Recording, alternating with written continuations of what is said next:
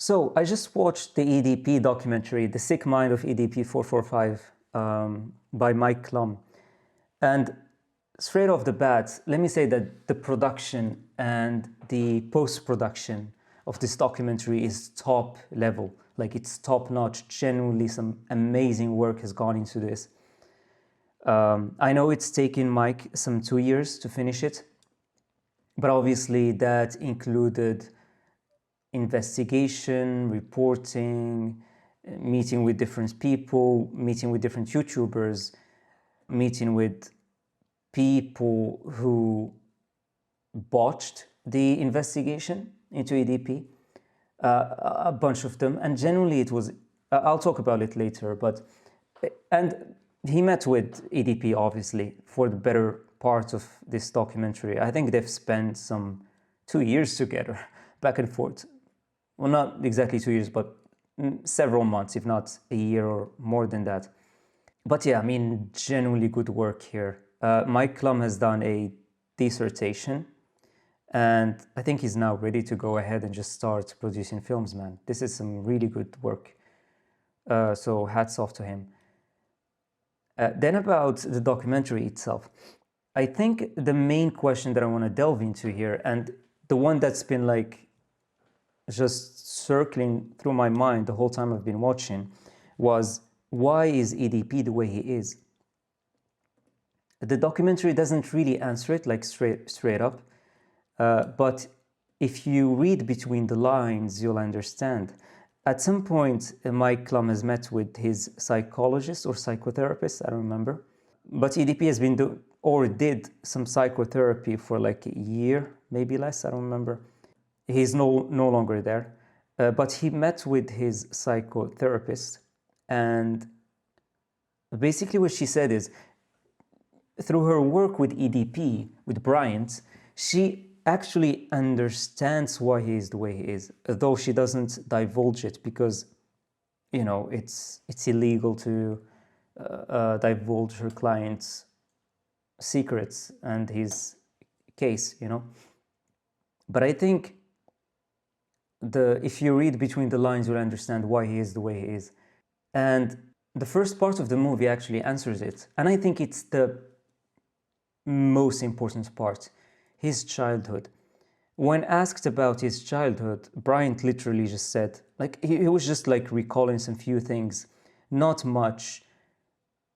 But he said, or he claimed, that he had an amazing childhood. He had great parents, he had a great sister, etc., etc. And when asked if he can recall some things from his childhood, not much that he was able to recall, apart from sitting next to his sister watching WWE, which is odd, you know. I mean, that's all you can remember from your childhood, and then you claim that you had an amazing childhood.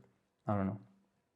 Another thing that he claimed, or he said that he remembers from his childhood, was the smoking of his mom, whatever cigarettes his mom used to smoke. I mean, I don't know if she's alive or not, but he was talking in the past tense.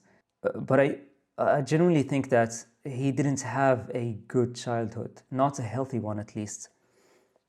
And I think that's the root cause of why he is the way he is.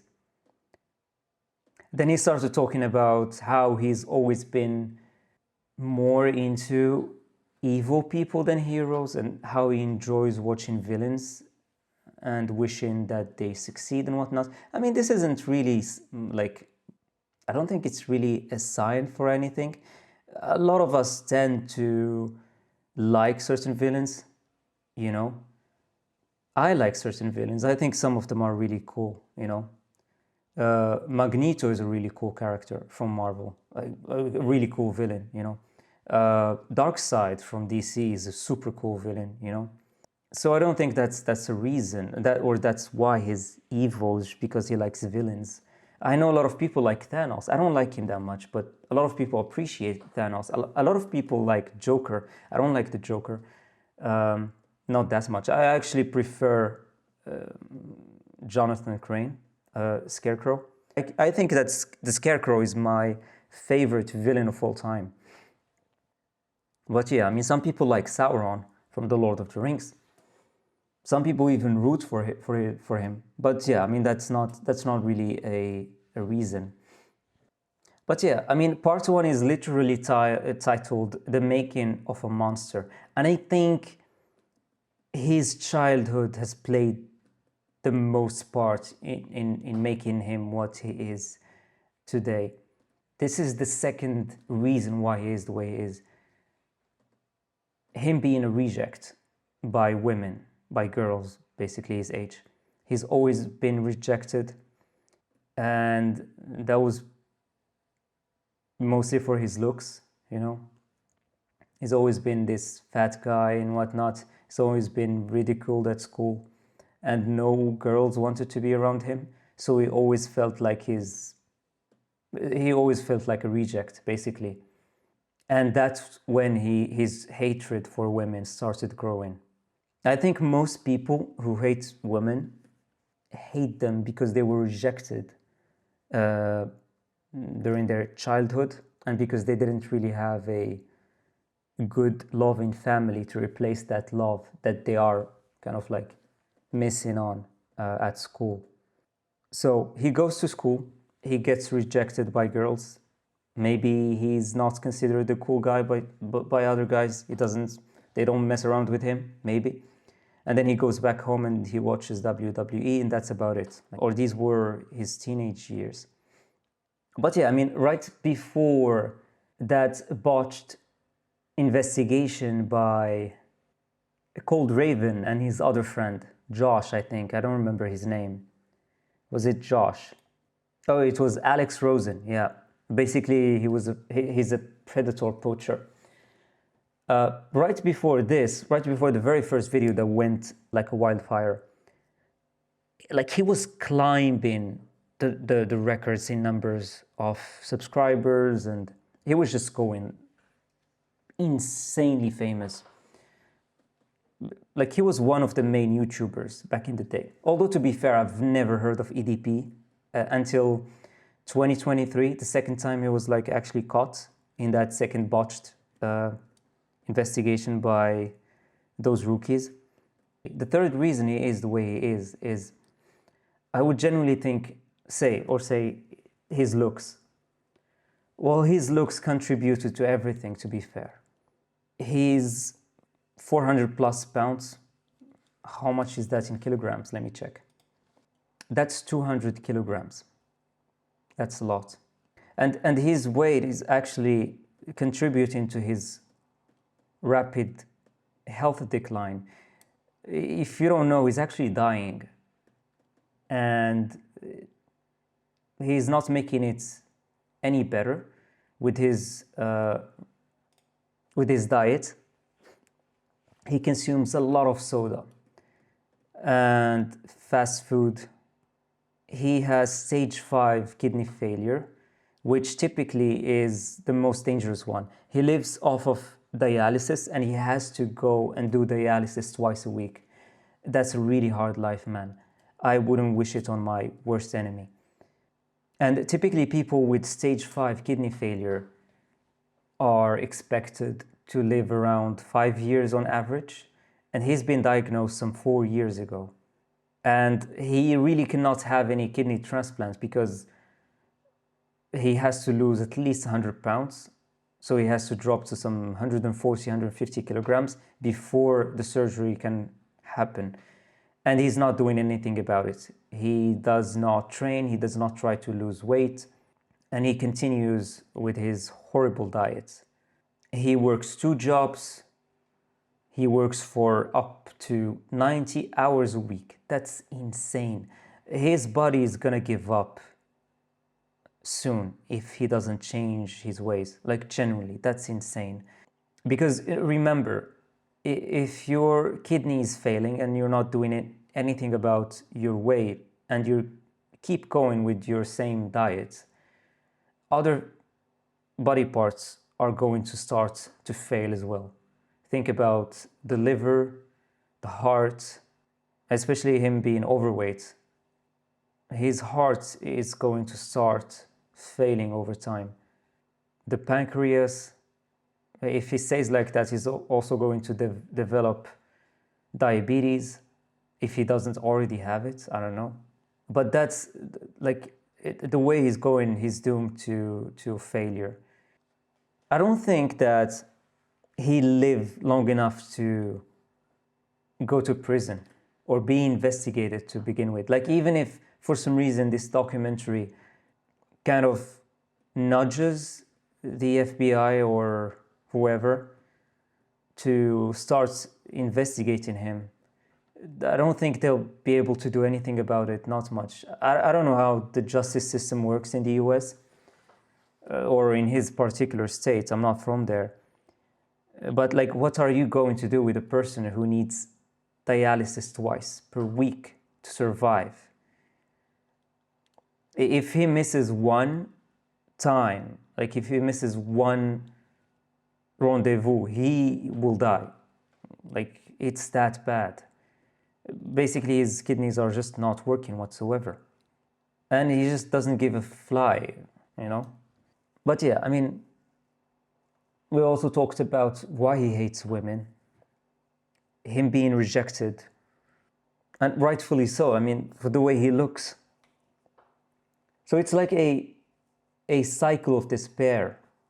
He doesn't look attractive, then he gets rejected by women, then he hates women, and then he eats his anger off by consuming horrible food, and then he gets even more unhealthy, and then he gets more rejected by women, and then he hates women even more.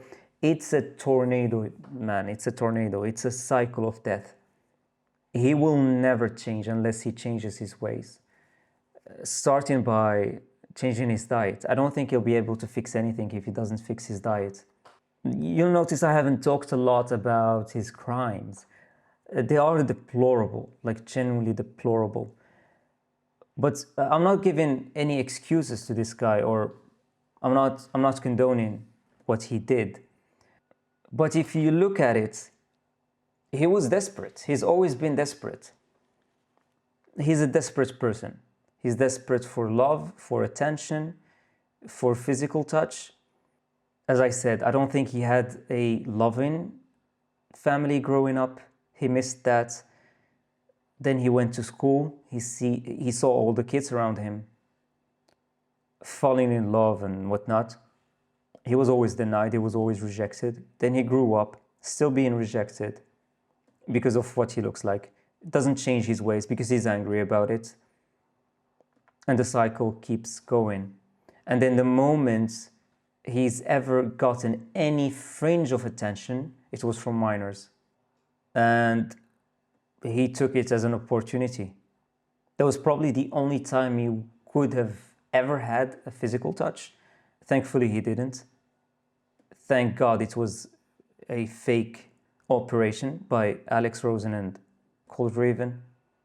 But they botched it, like genuinely. Like that was super rookie work of them. And they are the reason why he's not in prison, basically. Like genuinely, they are the main reason he's not in prison for what he did. And then there was the second operation. I don't remember their names. Rookies as well. They are also even more of a reason why he's not in jail. Do I think he's gonna go to jail? I don't know. First off, there should be an investigation. And if the FBI or whomever launches an investigation, they will find him most likely, or beyond a shadow of a doubt, a criminal. Will he then be sent to prison? With his health? I don't think so. I mean, you're gonna send him to prison, he's gonna die the next day because he missed his dialysis. I don't know how it's gonna happen, but I don't know how they're gonna deal with that. I don't know what's ahead for him, but I know for sure that I don't think this guy is gonna live long enough to be punished. And to be fair, the way he's living life right now, he is being punished. There is nothing worse than being unhealthy, especially with the kind of health problems that he has. those are insane, man. I mean, stage 5 kidney failure is bad. I don't know how to explain it, but if you don't know what stage 5 kidney failure is, and you need to be thankful that you don't know what it is. But I think he's being punished in this life, at least, and probably in the afterlife as well. But in this life, he is being punished right now. There's nothing worse than living the way he's living right now. I know for sure that if you go to anyone whatsoever and you ask them, hey, would you rather go to jail or would you rather live with stage 5 kidney failure? They're going to pick the first one. Like 99% of people are going to pick jail, you know? Anyway, that's all I have for today. See ya.